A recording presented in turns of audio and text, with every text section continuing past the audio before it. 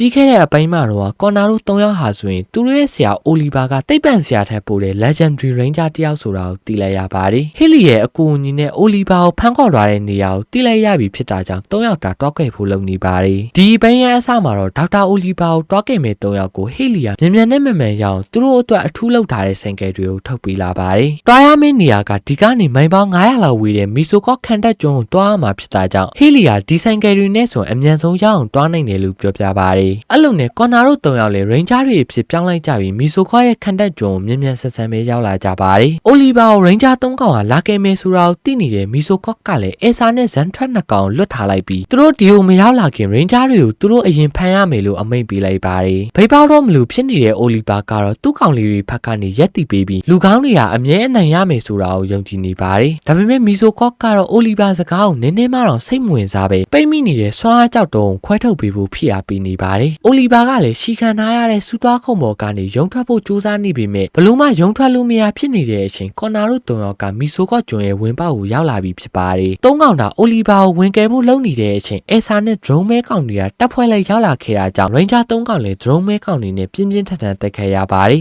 ်စိန်ငယ်ကိုစီနဲ့ရောက်လာကြတဲ့ Ranger 3ကောင်ကတော့ drone မဲကောင်တွေနဲ့အဲဆာတို့2ယောက်ကိုတိုက်ခိုက်ရင်စိန်ငယ်ပေါ်ကနေအတားစီရနေကြပါတယ်အဲဆာတို့အဖွဲ့ကလည်းကျွန်းရဲ့ဝင်ပေါက်ကိုမရအောင်အသေးအတန်လိုက်သားကြပြီမြ Ranger 3ကောင်ကတော့တားစီမှုတွေကြားတဲ့ဟာနေမီဆိုကော့ရဲ့ခံတပ်ထဲကိုရောက်လာပါတယ် Ranger တွေသူ့နေရာကိုရောက်လာပြီဆိုတာကိုသိနေတဲ့မီဆိုကော့ကလည်းသူ့ရဲ့ဆွမ်းအားနဲ့တားဖို့လုပ်နေပြီမြချီစင်နောက်ဆင်းဆိုသူလိုပြန်ရောက်လာကြတဲ့အဲဆာတို့အဖွဲ့ကြောင့်အလုံးမဖြစ်သွားပဲကော်နာတို့3ယောက်ကအိုလီဗာစီကိုရောက်လာကြပါတယ်အိုလီဗာနဲ့ဆရာတပည့်တွေ4ယောက်သာဆုံသွားကြတဲ့အချိန်မှာတော့ချက်ချင်းပဲပြန်ထွက်ဖို့လုပ်ကြပြီမြအိုလီဗာကသူတခုခုယူဖို့ရှိနေတယ်လို့ပြောပါတယ်အဲ့လိုနဲ့ကော်နာတို့3ယောက်လည်း Ranger အဖြစ်နဲ့ရန်သူစခန်းထဲမှာပဲ drone မဲကောင်တွေနဲ့ရသလောက်တိုက်ခိုက်ကြပြီး3ယောက်သာအပြင်ထွက်လာကြပါတယ်အိုလီဗာကလည်း drone မဲကောင်တွေကိုအစွမ်းကုန်တိုက်ခိုက်ကြပြီးမီဆိုကော့ရဲ့အသေးအတန်လို့ရှိနေတဲ့ဆွမ်းအားကြောက်တုံကိုပါယူလာခဲ့လိုက်ပါတယ်မျက်စိရှိမှတင်သူ့ကြောက်တုံကိုလွတ်သွားတဲ့အိုလီဗာကိုမီဆိုကော့ကလည်းအမှတ်မရှိသေးတဲ့ငလဘိန်းတို့ဇန်ထရက်ကောင်တွေနဲ့အဲဆာတို့အဖွဲ့ကိုမရရအောင်လက်ယူခိုင်းလိုက်ပါတယ်ထွက်ပြေးလို့မြောက်လာတဲ့အိုလီဗာတို့အဖွဲ့ကိုနောက်ကနေလိုက်မိလာတဲ့ဇန်ထရက်ကရှက်ရှင်မဲ့သူ့ရဲ့ဆွမ်းအားနဲ့အိုလီဗာကိုတိုက်ခိုက်ပါတယ်အဲ့အချိန်အိုလီဗာကလည်းတူးလူလာတဲ့ကြောက်တုံနဲ့ဇန်ထရက်ရဲ့တိုက်ခိုက်မှုတွေကိုလမ်းတားလိုက်တဲ့အချိန်မှာတော့ကြောက်တုံကအစိမ့်စိမ့်အမော်မော်ကွဲသွားပြီးအိုလီဗာကလည်းပျောက်သွားပါတယ်ကော်နာတို့အားလုံးနဲ့ဇန်ထရက်ကိုယ်တိုင်ကလည်းမခံနိုင်လို့အိုလီဗာကိုအမုန်းဖြစ်သွားပြီလို့ထင်နေကြတော့မှပဲအိုလီဗာကပျောက်နေရကနေပြန်ပေါ်လာပါ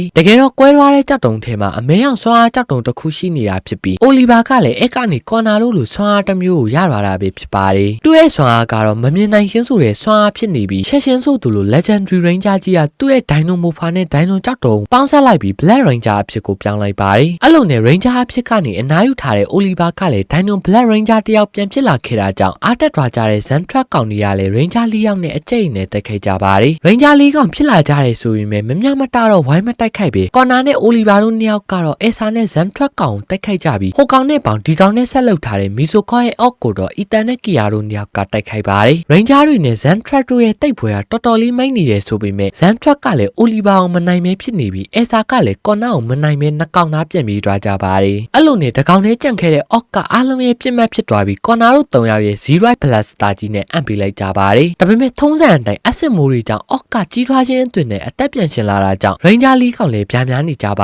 တယ်အဲ့အချိန်နောက်ကနေထောက်ပို့လုပ်ပေးနေတဲ့ဟီလီယာအိုလီဗာအတွက်လက်ဆောင်တစ်ခုရှိတယ်လို့ပြောပြလာပြီး Blessio လို့ခေါ်တဲ့ဆက်ရုပ်ကောင်ကြီးကိုသူတို့4ယောက်စီကိုလွတ်ပေးလိုက်ပါတယ်အိုလီဗာရဲ့ Blessio ဆက်ရုပ်ကြီးဟာကော်နာတို့3ယောက်ရဲ့ဒိုင်နိုဆောတွေကိုပါတင်စီထားတာကြောင့်ကော်နာတို့3ယောက်လည်းမဂဇောအဖြစ်ပြောင်းလိုက်ကြပြီးအော့ကောင်ကြီးကိုတိုက်ခိုက်ကြပါတယ်ဒါပေမဲ့ Ranger တွေရဲ့မဂဇောကြီးကတိုက်ပွဲရဲ့အစမှတင်ပဲအော့ကောင်ကြီးကိုမနိုင်မဲဖြစ်နေကြပြီးအလူလူအလဲလဲခံနေရပါတယ်တိတ်မကြခင်မှာပဲအသစ်ဆက်ဆက် Ranger တွေကအမျိုးပြရတော့မလို့ဖြစ်နေကြတဲ့အချိန်ဟီလီယာ surprise တစ်ခုရှိတယ်လို့ပြောပြပါတယ်အဲ့ဒီ surprise ဆိုတာကတော့စစ်ကူအဖြစ်လွတ်ပေးလိုက်တဲ့ Oliver ရဲ့ Blessio ထဲမှာတင်စီထားတဲ့တားပိတ်ကောင်တစ်ကောင်ပဲဖြစ်ပါတယ်အဲ့လိုနဲ့အကျုံးခတ်နေရတဲ့ကွန်နာတို့3ယောက်လည်းမဂဇောရဲ့ညာဘက်လက်မအောင်တားပိတ်ကောင်နဲ့နေရာလဲလိုက်ကြပြီးတိုက်ပွဲကိုမြ မြန်ဆန်ဆန်ပဲအံ့ပေးလိုက်ကြပါတယ်တိုက်ပွဲပြီးဆုံးသွားတဲ့အချိန်မှာတော့နောက်ကနေကူညီပေးနေတဲ့ဟီလီနဲ့အတူအိုလီဗာတို့ရိန်ဂျာလေးယောက်ဟာဆိုရင် Cyber Space ဆိုင်လေးမှာနောက်တစ်ချိန်ထပ်ဆောင်လိုက်ကြပါတယ်ဒါကတော့ဒိုင်နိုတန်တာအပိုင်း5ဖြစ်ပါတယ်